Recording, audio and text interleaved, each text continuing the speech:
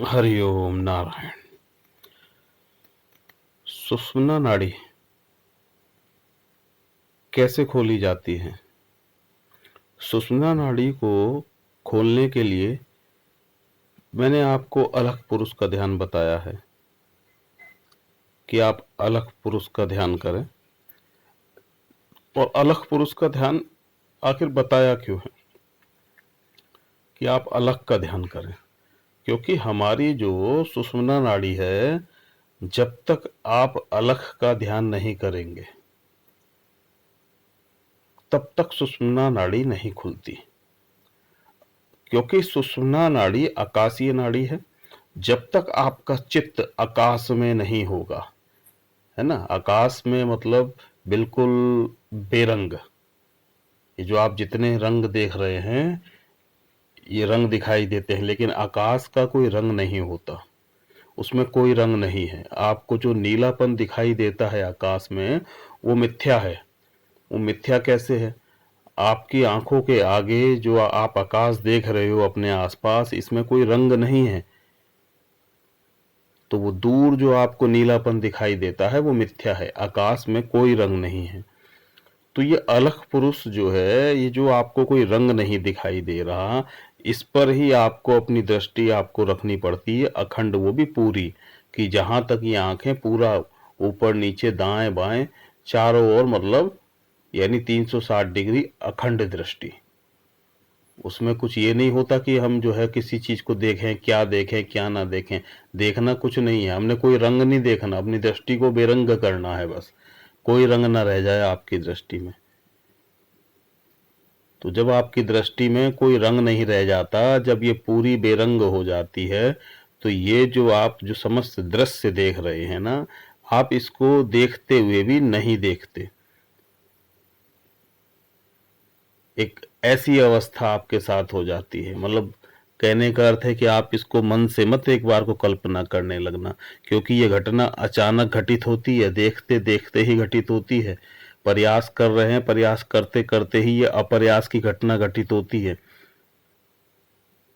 मतलब आपको देखने का प्रयास नहीं करना है, क्योंकि जब हम देखने का प्रयास करते हैं तभी हम किसी चीज को देख पाते हैं। जैसे बहुत सी बार होता है ना कि आप जो है कोई आपकी आंखों के आगे से निकल गया, आपको जो है पता भी नहीं लगा, आपकी चेतना कहीं और ही विचरण कर रही थी, आंखें खुली थी फिर भी जो है आप उसे देख नहीं पाए। तो बस एक यही ऐसी अवस्था है कि आप जो है देखते हुए भी ना देखें, तो ये अलग अवस्था है। तो ये अलग अवस्था सुषुम्ना नाड़ी के लिए ही लाभप्रद क्यों है? क्योंकि जब आपकी दृष्टि आकाश में होगी तब आपकी सुषुम्ना नाड़ी खुलेगी, क्योंकि सुषुम्ना नाड़ी आकाशीय नाड़ी है। ये आकाश में जब आपकी चेतना ठहरती है, स्तब्ध होती है, तब ये जागती है।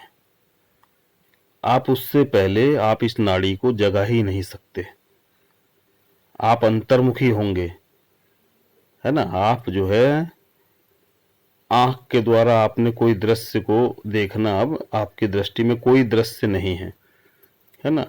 तो आंख, कान और मुख, ये तीनों बंद लगाने हैं, ना कुछ देखना, ना कुछ सुनना, ना कुछ मन से बोलना, ना कोई चिंतन भी नहीं करना है ना। और श्वासों से आपका सुमिरन लगातार होता रहता है। तो इसी को आप अजपा समझ लीजिए कि अजपा है, कि हमने कोई जाप नहीं कर रहे, इस अजपा को हम जो है मतलब सिद्ध कर रहे हैं, एक तरह से हम उसके ध्यान में उतर रहे हैं, हम अजपा ही कर रहे हैं।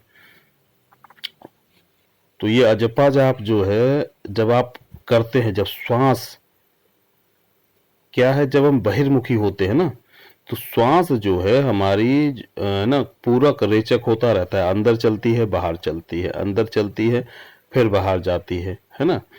तो इस तरीके से हमारी श्वास चलती है और मध्य स्थान में ये थोड़ी देर के लिए ठहरती है। जब बाहर जाती है उस समय थोड़ी देर के लिए वहां ठहरती है, जब ये अंदर जाती है वहां ठहरती है।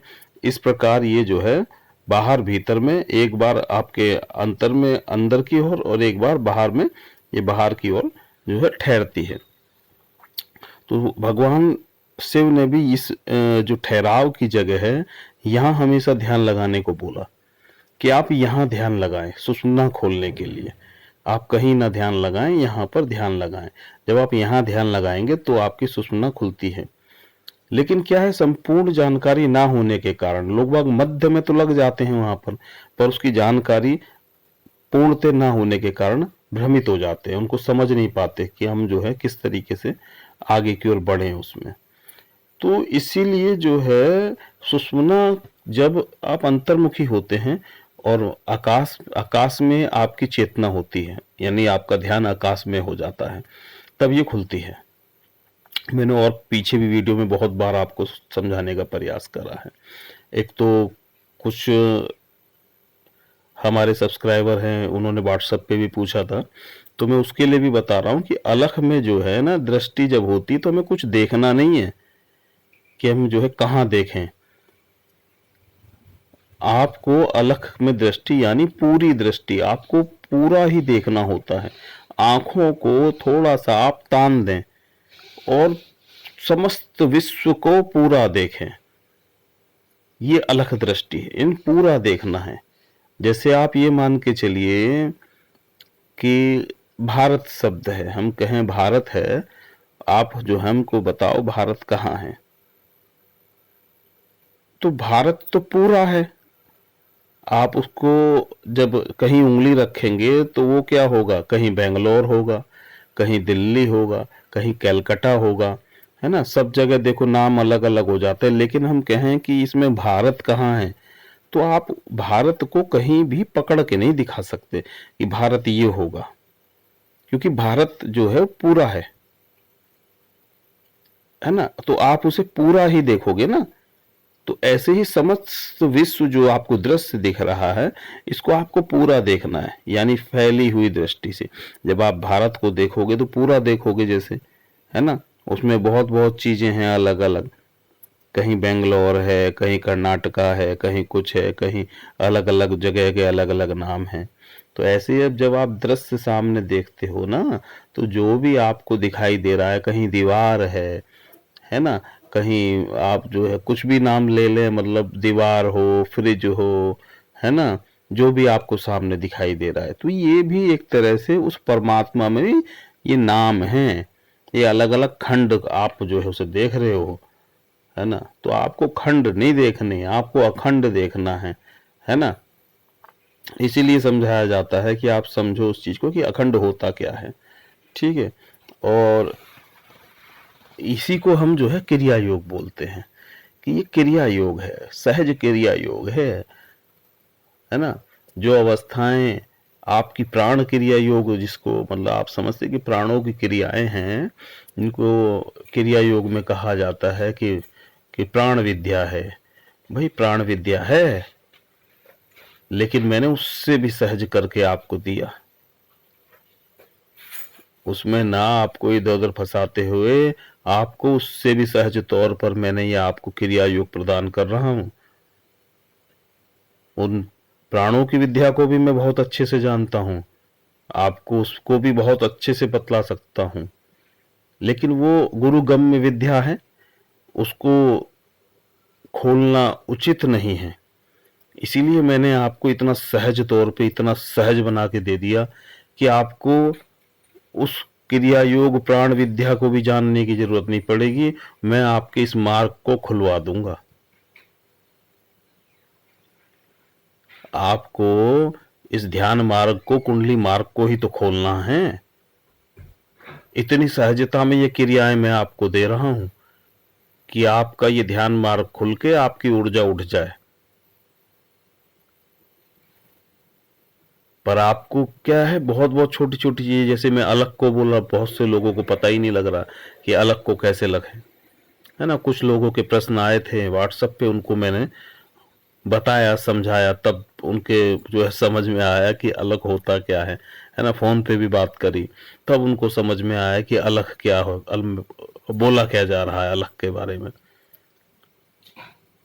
तो ये आपको सुषुम्ना में ले जाने का ही सारा प्रयास है। सुषुम्ना नाड़ी आपकी खुल जाए, आप अंतर्मुखी हो जाए, है ना। प्राण विद्या क्या करती है ना, क्रिया योग का महत्व तो यही है ना कि जो है आप अंतर्मुखी हो जाएं, आपकी सुषुम्ना खुल जाए और आपके जो है चक्र धीरे धीरे जागृत हो जाए, आप ऊर्ध्वमुखी हो जाएं। और आपको ये सब नहीं करना, इससे भी सहज होता है कि आप जो है समस्त जीव से आप प्रेम करने लगें। कबीर साहब ने कहा है ना, 2.5 अक्षर प्रेम का पढ़े सो पंडित होए। भाई प्रेम क्या है? प्रेम यही ना कि समस्त जीव से आपका प्रेम हो, समस्त विकार आपके निकल जाएं, काम क्रोध लोभ मोह अहंकार, ये विकारों से ईर्ष्या द्वेष कलेश, ये सब चीजें आपके अंतर से निकल जाएं। तो ये प्रयास आप रहते हुए अपने ग्रस्त जीवन में समाज में रहते हुए भी कर सकते हो, है ना। आप क्या है, होता है ना कि आप पहाड़ चढ़ना चाहते हो, सहजता में नहीं आना चाहते। बस आपको क्रिया योग मिल जाए, कोई ऐसी क्रिया मिल जाए, कोई ऐसी ध्यान की विधि मिल जाए, है ना, आप उसमें पहाड़ चढ़ना चाहते हो, लेकिन सहजता में जो हो सकता है उसको नहीं करना चाहते। किसी से राग द्वेष मत करो, निर्द्वंद रहो, कोई द्वंद्व आपके मन में ना रहे, निर्विकार रहो, कोई विकार आपके अंदर उत्पन्न ना हो पाए विचारों में भी, है ना। निर्विचार स्थिति है, निर्विचार रहना सीखो, कुछ समय प्रयास करो, कोई विचार अंतर अंतर में उठे ही ना।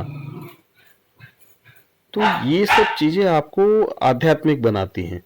आप ये सब सहज में भी कर सकते हो, गृहस्थ जीवन में समाज में रहते किसी से जो है अच्छे से बात करो, है ना। आप ऐसी वाणी बोलें कि मतलब उसका भी मन जो है सुखी रहे और आपका भी सुखी रहे, उसको भी उस वाणी में रस आए और आपको भी उस वाणी से बड़ा आनंद की प्राप्ति हो।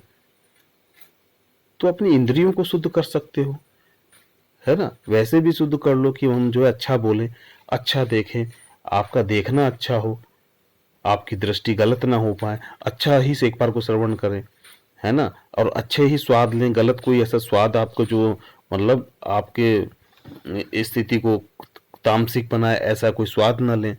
तो आप धीरे धीरे इन इंद्रियों को भी कंट्रोल करके ये अवस्था स्वतः उत्पन्न हो जाती हैं। कोई प्रयास करने की जरूरत नहीं है, आपको स्वतः भी उपलब्ध हो जाती हैं। और जब उपलब्ध हो जाएंगी, समाज में आएंगे, तो आपको ऐसा ही करना पड़ेगा।